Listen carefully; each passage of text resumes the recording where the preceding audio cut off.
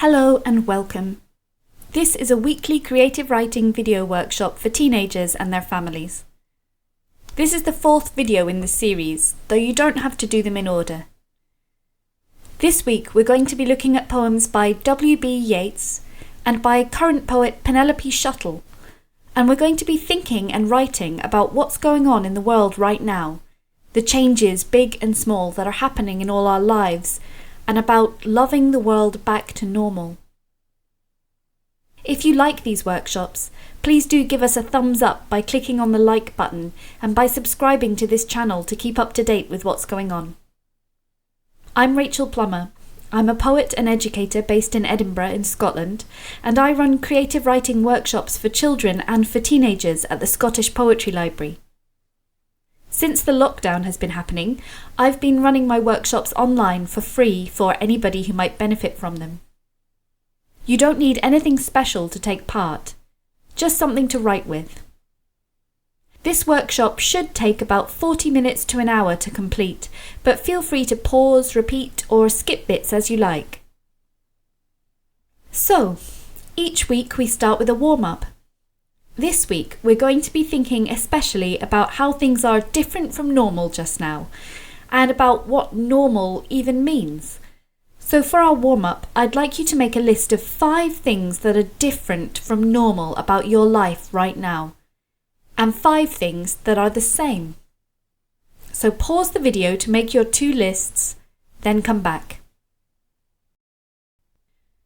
Have you made your lists? Great. Sometimes thinking about how things have changed recently can bring up emotions like frustration or sadness or even guilt.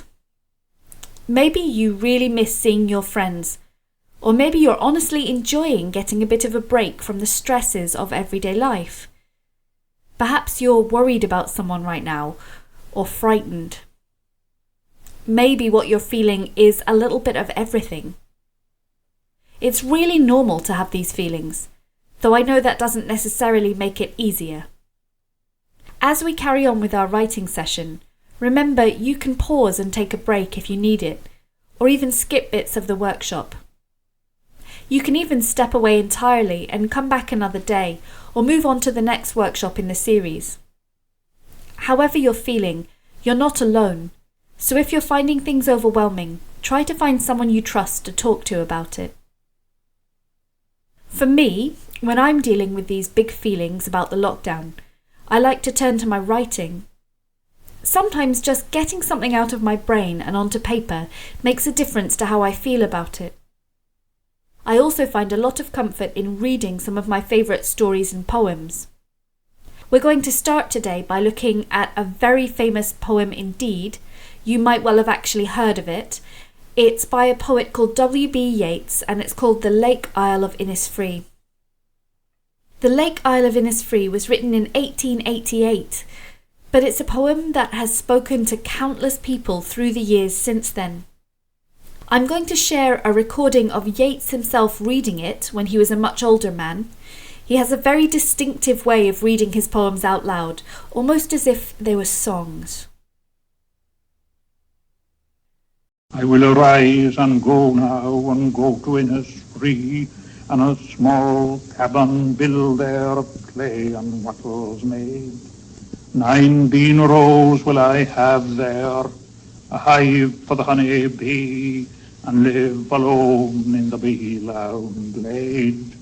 And I shall have some peace there, for peace comes dropping slow, dropping from the vales of the morning to where the cricket sings.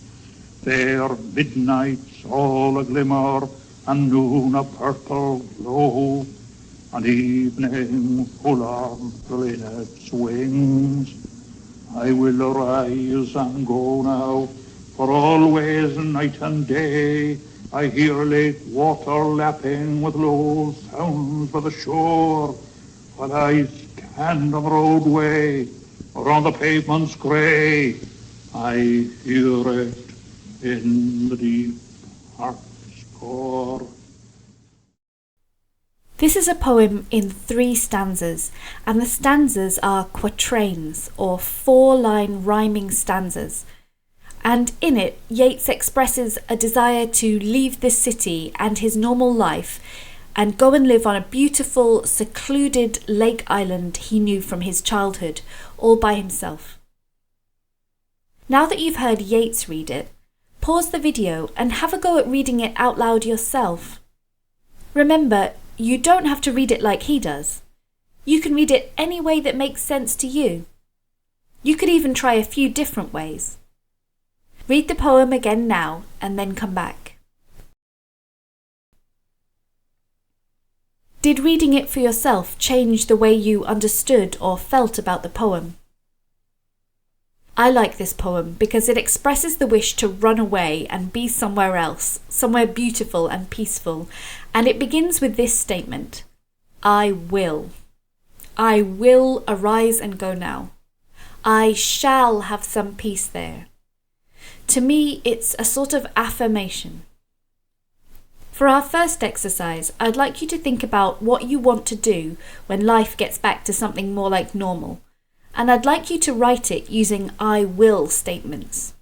So that might be, I will go to the cinema with my friends.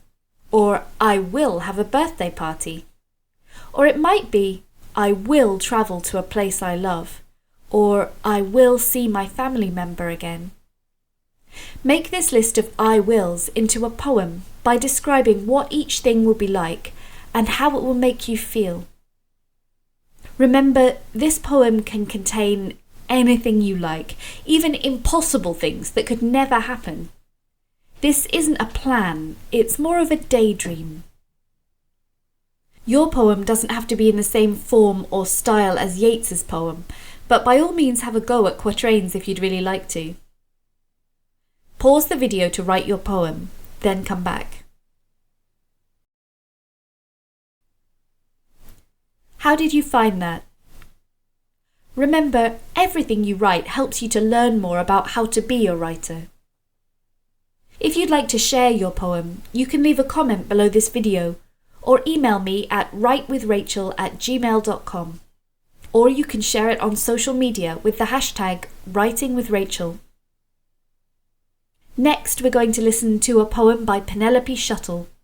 Penelope is an absolutely brilliant poet. She lives in Cornwall. She's published 14 books of poetry, and she's won awards including the Eric Gregory Award and the Chumley Award.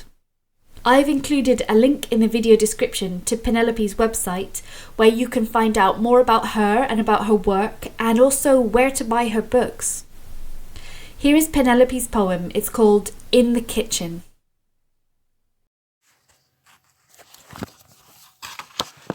In the Kitchen by Penelope Shuttles. A jug of water has its own lustrous turmoil. The ironing board thanks God for its 2 good strong legs and sturdy back. The new fridge hums like a maniac with helpfulness. I am trying to love the world back to normal. The chair recites its stand-alone prayer again and again. The table leaves no stone unturned. The clock votes for the separate burial of hearts. I am trying to love the world and all its 8,000 identifiable languages. With the forgetfulness of a potter, I am trying to get the seas back on the maps where they belong, secured to their rivers. The kettle alone knows the good he does, here in the kitchen, loving the world, steadfastly loving. See how easy it is, he whistles. I love this poem, and I think it has a lot to say at this time of upheaval and strangeness. I especially love the line, I am trying to love the world back to normal. I think many poets are trying to make us see small and everyday things in new ways, to see what's special and beautiful about them. And that's exactly what Penelope does here. For our next piece of writing, let's write a poem in praise of your kitchen. all its normalcy and its everyday things, especially in such a turbulent time. You can even go into your kitchen, if you're not there now, and really take a good look around.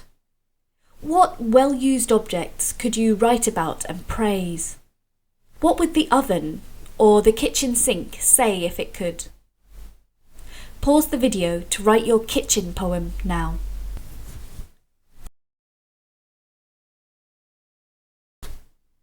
Have you finished your poem about the kitchen?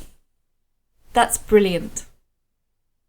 For our next writing exercise, I want you to think about what a historian, looking back on this time in human history in 100 years, might say.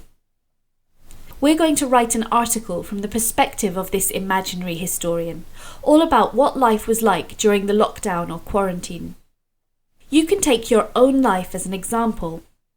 What are the big things that have changed? Maybe you're not going to school right now, or your parents aren't going to work.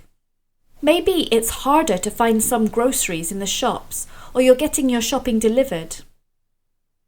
Historians are interested in what daily life was like for people in the past, so try to include as many details as possible.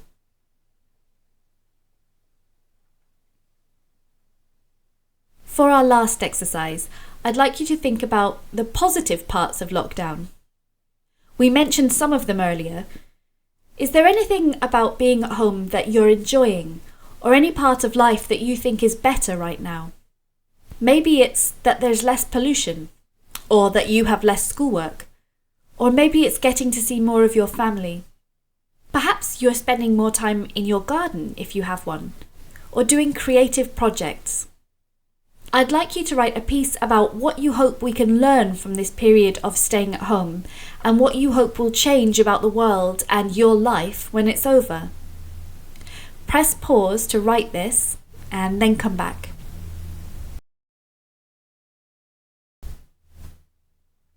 How did you find that?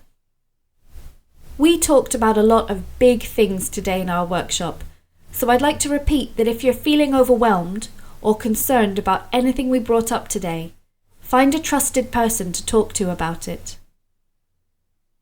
If you'd like to share any of your writing, you can comment on this video, email me, or post on social media with the hashtag #WritingWithRachel. And you can subscribe to this channel to be kept up to date with future workshops. I'd like to thank Penelope Shuttle for contributing her beautiful poem to this workshop, and all of you for taking part. Until next time, have a great week and happy writing.